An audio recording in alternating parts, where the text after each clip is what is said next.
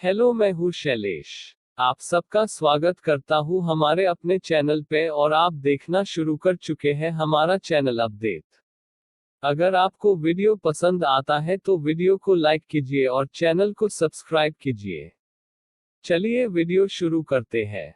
निर्देशक James Cameron की अवतार इस दौर की उन फिल्मों में से है जिसने हॉलीवुड की होने के बावजूद भारतीय दर्शकों के साथ अपने पारिवारिक मूल्यों, ह्यूमन इमोशंस और अद्भुत अकल्पनीय स्पेशल इफेक्ट्स के कारण गहरा नाता स्थापित किया।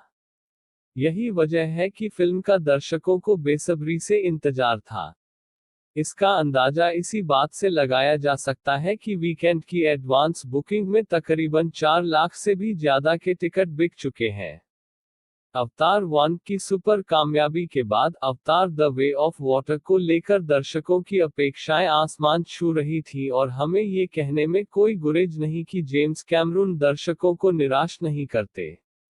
वे आपको ऐसी तिलिस्मी दुनिया में ले जाते हैं जो आपकी कल्पना से बहुत ही परे है, मगर कमाल की बात यह है कि एक अलग संसार होने के बावजूद कहानी का कोर विशुद्ध रूप से मानवीय है। अवतार के दूसरे भाग में कहानी 10 साल आगे बढ़ चुकी है। पिछले भाग में दर्शकों ने देखा था कि कैसे पेंडोरा पर इंसानों को मूल्यवान खनिज की खोज थी, मगर अब इंसानों को लग रहा है कि इस धरती पर रहना मुहाल है, तो वे एक नए ग्रह की तलाश में हैं। यहाँ पेंडोरा पर नावी समुदाय के जैक सली, सैम वर्थिंगटन एक फैमिली मैन की तरह अपनी प्यारी पत्नी नेतरी, जो सल्दाना, और 4 बच्चों के साथ खुशहाल जीवन बिता रहा है। उनके 4 बच्चों में 2 बेटे और 2 बेटियों में एक दत्तक पुत्री भी है। साथ ही इंसानी बच्चा स्पाइडर, जैक चैंपियन है। दिन प्रतिदिन अपने बच्चों को बढ़ते देखना माता पिता के रूप में सली और नेतरी के लिए सुखद एहसास है। मगर फिर उनकी हंसती खेलती जिंदगी पर किसी की नजर लग जाती है। धरती के लोग, जिन्हें पेंडोरा वासी स्काई पीपल के नाम से बुलाते हैं, ने मृत कर्नल माइल्स की स्मृतियों और डीएनए से बनाए गए कर्नल क्वारिच के अवतार को सली से प्रतिशोध लेने के मिशन पर लगा दिया है। कर्नल क्वारिच के साथ आधुनिक हथियारों से लैस एक टुकड़ी है, जिनका एक ही मकसद है, सली से बदला लेना। किसी तरह वह सली के बच्चों पर हमला करके स्पाइडर को बंधक बना ले जाता है। अब सली का परिवार और उसका समुदाय खतरे में पड़ जाता है।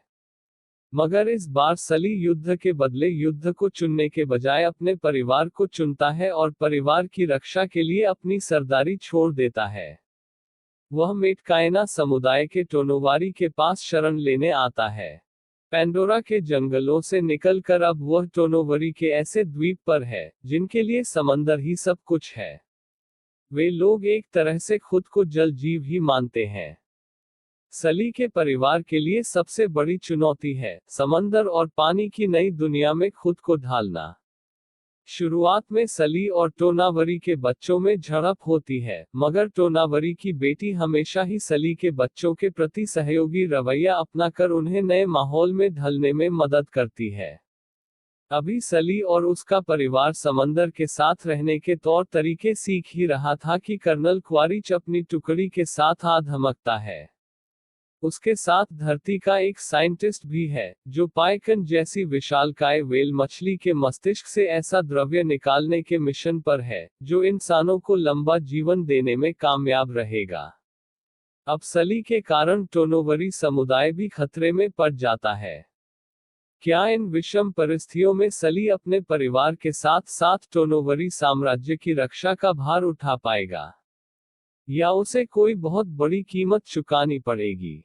कहानी के इस अंत को जानने के लिए आपको फिल्म देखनी होगी। तकरीबन 7 साल की कड़ी मेहनत के साथ निर्देशक जेम्स कैमरून अपनी अवतार की लेगेसी को बहुत ही भव्य और चौंकाने वाले अंदाज में आगे बढ़ाते हैं।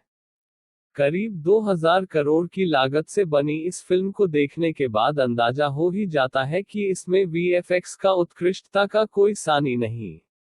फिर कैमरून कहानी के केंद्र पर अपनी पकड़ बनाए रखते हैं और वो है ह्यूमन इमोशन। नावी या टोनोवरी समुदाय के लोग भले जंगलों या समंदर में रहें, भले उनकी पूंछ या हाथ जुड़े हों, मगर भावनात्मक रूप से आप उनके साथ गहरा जुड़ाव महसूस करते हैं, क्योंकि वे भी हमारी आपकी तरह अपनी जगह, अपने लोगों और परिवार को बचाने के लिए किसी भी हद तक जाने को तैयार हैं।